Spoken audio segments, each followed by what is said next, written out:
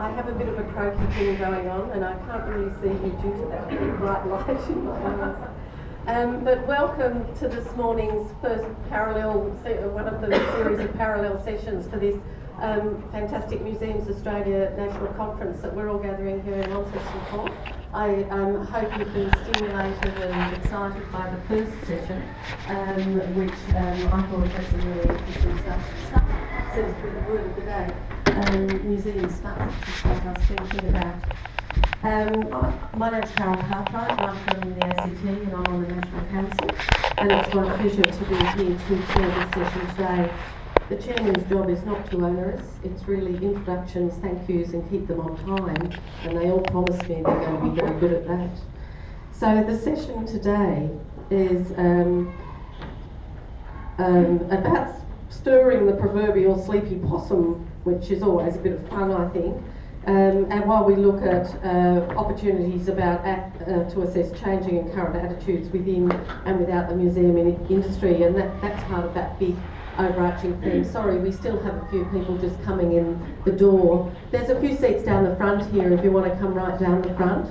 We're nearly at capacity. A little bit of housekeeping before we actually get into the subject matter, and that is, as you all know, we're in conference mode, so please make sure those phones are off, or at least on silent, so you don't either get distracted yourself or feel embarrassed as all the people around you glare at you, or interrupt the speakers. So thank you for that. It's nice if we can give our undivided attention to these three people who have taken time and effort to prepare their papers for this session. I'm really looking forward to this session. I come out of a public programs and engagement kind of world, and we in the museum sector are constantly grappling with how do we do it and who are we competing with and how are we going to engage the public. So I think we're going to hear some interesting things in that space. We've got three very different people. They're all from different states and they're all from different kind of professional streams within the museum environment. So it's a good mix, and we'll see where it leads us. Our first speaker is Ben Hamley. Ben is from Queensland, although he tells me he's a Victorian, so he's not feeling cold at all here in Launceston. He's the manager of Audience Research Strategy and Advocacy for the Queensland Museum Network. So he's an audience researcher, and they are always a really good place to start because, as Tony Grabowski told us this morning, you know, if you know how to read your data, you're a good way going forward. He began his career at QUT as the project manager for the introduction of the triple faculty entertainment industries degree, and edited one of the first books of original research in the domain, Entertainment Industries, Entertainment as a Cultural System. And I think Ben is going to explore how do museums compete with that wider entertainment industry, which is always interesting. The title of his talk is Getting Off Your High Horse, What Museums Can Learn from the Entertainment Industry. And he's going to speak for 20 minutes with a 2-minute bell. Thank you, Ben.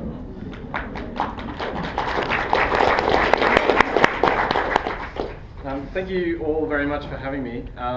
As some of you might see in the program, I think the title has changed. When I originally wrote the paper, it was what museums must learn from the entertainment industry in order to survive, and it's a little bit more inflammatory. And because I come from an entertainment industry background, I thought it'd be particularly funny to present a paper about entertainment at a museums conference in a tweed jacket with a pipe. Thank you all for coming. This smells really bad. That's all I'm going to use it for. So, just to recap on the introductions, I work with the Queensland Museum Network of 4 museums in a capacity as audience research, strategy and advocacy. And as my background was in researching entertainment industries, I was particularly interested in the intersection, especially as we've heard this morning. There seems to still be this dominant perception in the arts sector that we're at war with popular culture or entertainment, so I'm hoping to debunk some of those myths. Starting with Homer Simpson, nothing good ever ends with him. It ends with mania or terrier. So this is where we're going, into the mania and terrier territory. Some stats just to get you started. From the Ibis World Museums and Art Galleries Industry Report that was published last year in 2013, we can see over the last 10 years there's been a bit of bouncing around in the Australian museum sector in terms of overall revenue and growth. On average, in the last 5 years, the museum sector in Australia has only grown by 0.8%. So very, very small, although it is on an upward trend. As we can see in 2013, it was just underneath 2% growth. But in inflation-adjusted terms, since our sort of peak time in the last 10 years, in 2003, we've dropped about $42 million in overall revenue across the nation as a sector. So there is a need to innovate, and essentially building up to the case, that's what we're trying to prove. That's not to say there hasn't been any good work done. The museum sector has actually been surprisingly nimble. For all the complaining that we have about not wanting to change or moving too slowly, the museum sector has in fact been quite nimble in comparison to some other sectors like the performing arts sector and the traditional straight art gallery sector. Museums have been kind of leading the way in programs and engagement. In 2007, these are a little bit of the sort of key milestones which I'm sort of standing in the way of, sorry. There's always been a strong body of literature around visitor studies. The Visitor Studies Journal was actually established in 2007, so that's much more recent. But what we're definitely entering into now is what I like to call the age of the audience. It seems to be coming through in everyone's strategic plan, and it seems to be getting spoken about more and more and more. And on Twitter, we've even set up a little bit of a museum's buzzword bingo whenever someone mentions audiences or stories or synergy or something like that. It's definitely coming up a lot more. What this tells us is that in response to the struggles of the I guess, fight with the leisure sector and the entertainment industry, museums realise that they need to focus on these people in order to keep real visitors coming through the door. If those real visitors aren't engaging with the museum, then the museum really doesn't have a role to serve. So what is that role? As Wheel describes it in the last, he was writing in 1994, but it's definitely in the last 30 years we've seen a big shift from museums being about something to being for someone. And how we do that is definitely what we're trying to work out. So when we talk about the age of the audience, what springs to mind for me is entertainment. When I was working at QUT, we were defining entertainment as, I'll get back to that in a minute, as audience-centered commercial culture. And why do we need to focus on audience-centered commercial culture? In the entertainment industry worldwide, they topped $1.6 trillion in revenue last year. It's a massive sector and encompasses a lot of different industries. The way that we set up the degree was triple faculty, as Carol mentioned, but that's business, creative industries and law. They're sectors that you may not traditionally expect to be working in the cultural industry, but as I'm sure some of you can imagine, having worked in administration, that understanding of the business of culture and the legal frameworks in which culture operates in order to effectively manage IP and copyright and digital online transformations, those sort of things are really important. And the PricewaterhouseCoopers for Entertainment Outlook last year forecast 5.6 annual compounding growth. That's going through to 2017 with a projected annual revenue of, I think, 2.5 trillion by 2017. So it's a massive industry. So as I said, entertainment, audience-centered commercial culture. So when we're talking about being audience-centered, this is where I want you to start thinking, not necessarily in terms of entertainment.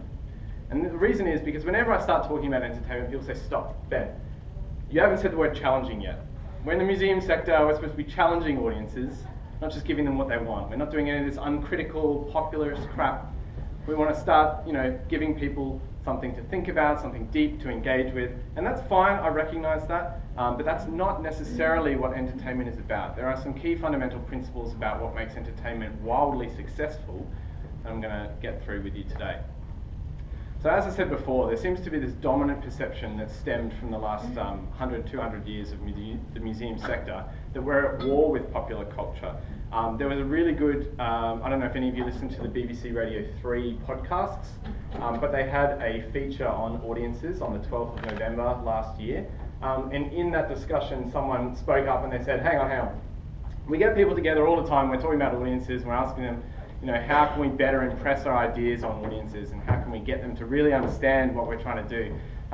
You wouldn't say, for example, bring audiences into a brain surgery conference and then ask the brain surgeons to talk about all the amazing innovations they've made and then ask the audience, oh, what do you think?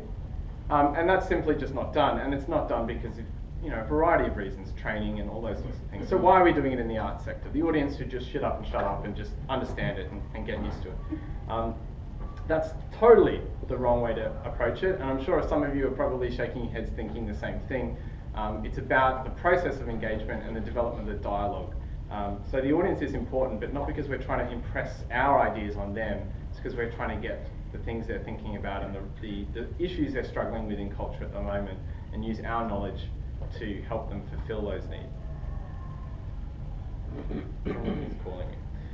So, essentially this divide, if we look in historical terms, is actually artificial. What's something I want you to come to the realization is, culture, like all knowledge, doesn't exist in isolation. There's nothing intrinsically museumy about artifacts. And similarly, there's nothing intrinsically entertainment-y about movies. Both can be considered each and the other. And this idea that there are high and low forms of culture and there are good and bad, those are just essentially value judgments which have been institutionalized over the last 200 years. So if we really trace back the history, we can see from the very beginning, this is the ballet comique de rire, which is in the 1500s. You can see in the origins of cultures, one of the first examples of ballet ever, that it was very audience engaging. You know, the audience was sitting on the stage. There was nothing really like we traditionally know in the performing arts sector today about the audience sitting in the dark as you are today. And then we fast forward through to the 18th century. Historian Susan Woolenberg was writing about concert life in 18th century Britain. She said, an individual would often attend several theatres in an evening, arranging to see their favourite scenes, players or singers, and meeting with people in different halls. Now, I don't know about you, that sounds an awful like stereosonic to me. It's people moving around, enjoying what they want, taking bits from it, talking to their friends, making it a very collaborative and audience-focused experience. It's not just about the artist. It's always been that way. Even in 1838, this is a social commentator, it was published in 1898, but it's in 1838 he wrote this. The Babel confusion, the uproar, the yelling and cursing, the swearing and tearing, the friendly exchanges of commodities, apples, pig nuts between the tenants of the gallery and the pit have become intolerable. So it was largely in reaction to this in the 19th century that people started to develop this, what you might call the age of etiquette. So when people started to put up how gentlemen will behave in the theatre and how one is to appropriately engage with performing arts. Please don't smoke inside, don't talk during the acts, don't stamp your canes on the floor, that sort of thing. And those coupled with a really important technological shift, the invention of electric lighting, effectively pacified audiences for the first time. Because what we know about emotion now is that it's contagious. And so if you're sitting in the dark, you're much less likely to be able to talk to the person next to you, see or read the expressions of how other people are reacting, start a conversation. You're just more inclined to slowly fall asleep when you're in the dark. And so the electric lights are a really important part of this history, but it's not the only part. It's just important to note that over the course of time, cultural institutions have pacified audiences and they've sacralized art in an attempt to sort of, define what is the best. In the abstract and in the paper, I talked about Matthew Arnold. He was writing in, I think, 1850s about culture and anarchy, and he talked about the idea of making the best that has been known in the world current everywhere. That's a really great goal. But what it does is it sets up a hierarchy. It sets up discrimination by those who can control it to say what the best is. So when we talk about that, when we talk about the idea of taste, we can have good art, and someone can decide that. We can have good entertainment, and someone can decide that too. But what is entertainment? I might tell you that Skrillex and Deadmau5 are really fantastic artists of the waveform type, and you might tell me that they sound like asthmatic vacuum cleaners. And that's fine, but we've had a dialogue and we've had a bit of an exchange. Similarly, when we look at cultural criticism of entertainment in much more recent terms, some of you might be familiar with the Frankfurt School, Adorno and Horkheimer writing on the culture industry, talking about products of the entertainment industry leaving no scope for imagination left. There's nothing, there's no sustained thought. So what does that actually leave us with? It keeps us in this idea that there has to be some kind of highbrow, lowbrow, that if you don't understand what the best is, that you must just be really playing in that low thing there. The idea of us, you not liking Skrillex and me not liking art, the way that art's presented now kind of is like a bogart. I don't know if anyone's seen Harry Potter, but it's that thing that transforms into your worst fear.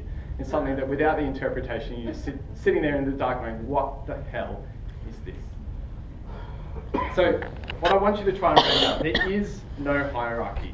Culture exists in one emerging network.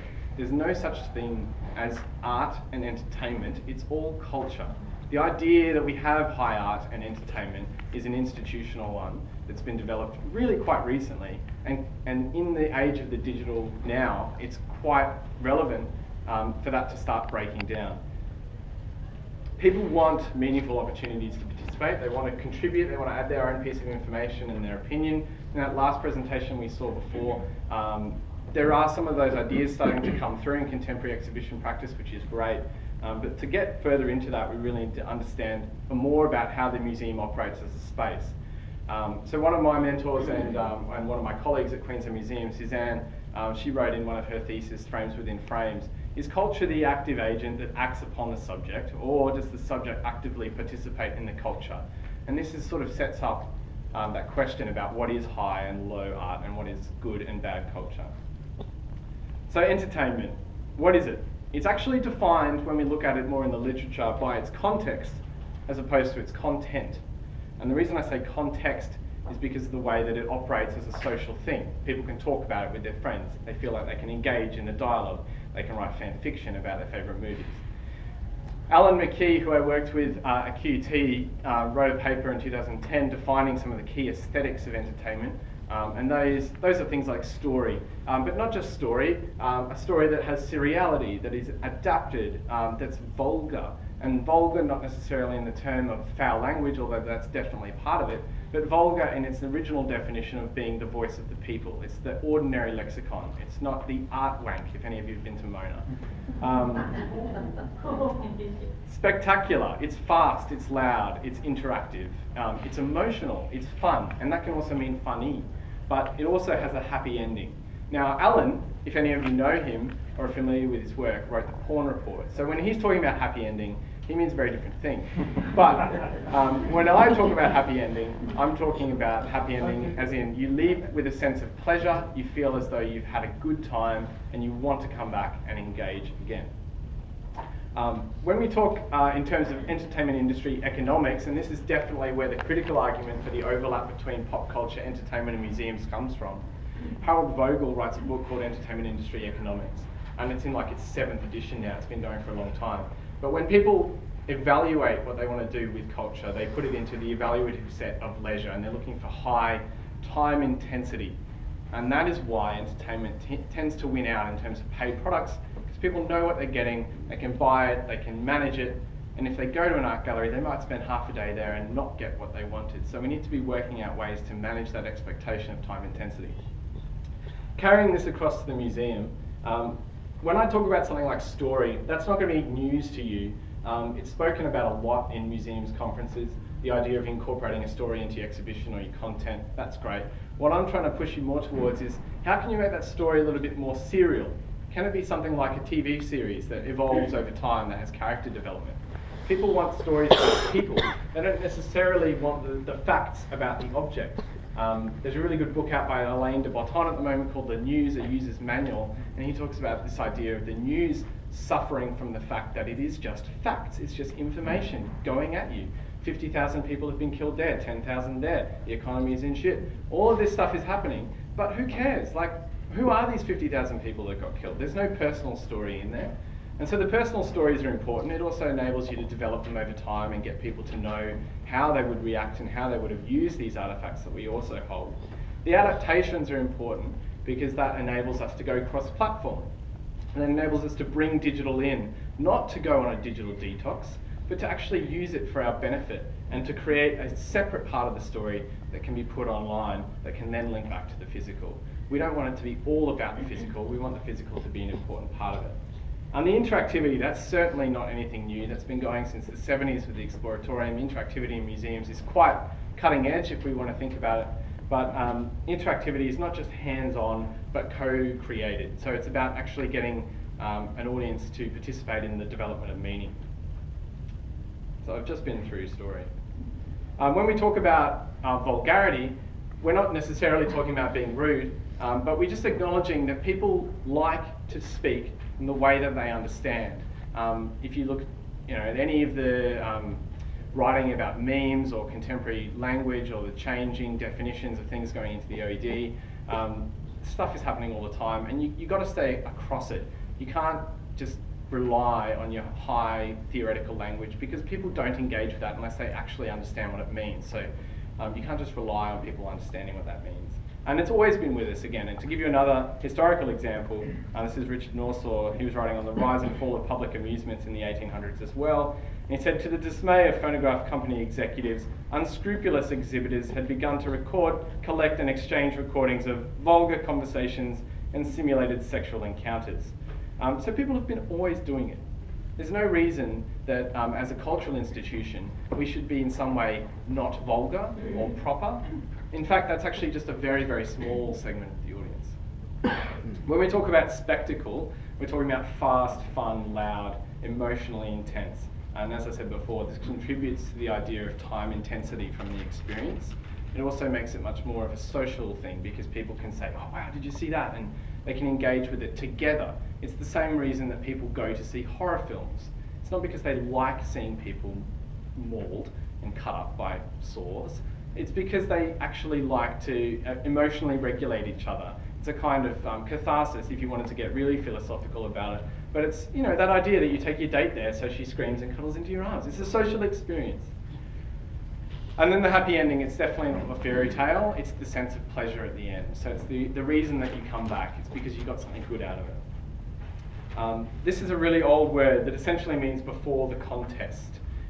In the 1800s as well, before we had this sacralization of culture, people would come on stage, say for a performance of an opera, and they'd talk to the audience about the context, about the direction, about some of the stage moves and all those things that they had integrated into the play to give the audience the context for the performance that was about to take place. That's really important because it sets up what you're about to see. It gives you that new framework to evaluate what you're seeing, and it doesn't just leave you stranded trying to figure out and catch on to some interpretation that makes sense to you. It's context setting, and that's the part of entertainment as well that's important. Lynn Connor's just published a book. It's a really good read. It's about I think it's called Arts Talk in the Digital Era. She's also a historian. She talks a lot about museums and cultural integration. But she's proposed this model of audience engagement in the digital era, which is taste, talk, pleasure. You develop and you bring your own set of taste and cultural criticism to what you do. You talk about it with your friends, and you develop some kind of pleasure out of that. That's the reason that the entertainment industry works, because it enables people to do that for themselves.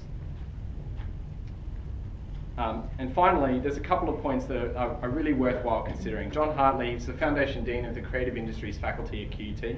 He wrote in 1996 that intellectuals will begin to realise that there's no line between them and the masses. The masses might actually just be like them.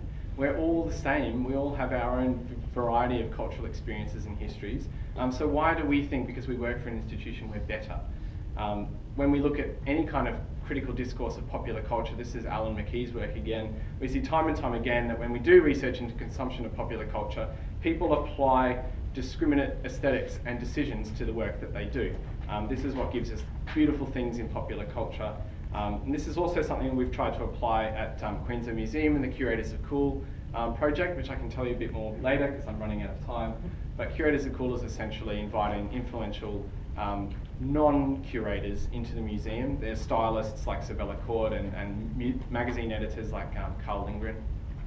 Inviting them in to look at the collections and choose things that they like and appreciate for their own aesthetic reasons, for no reason about the actual fact of the object itself.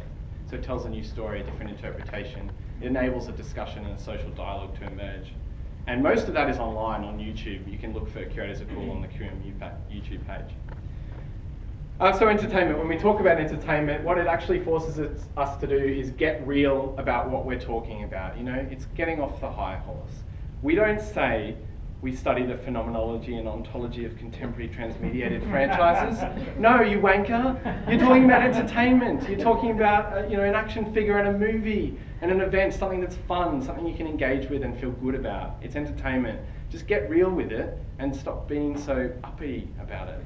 And because I thought it'd be good to end with a fart joke. So this is from Shakespeare.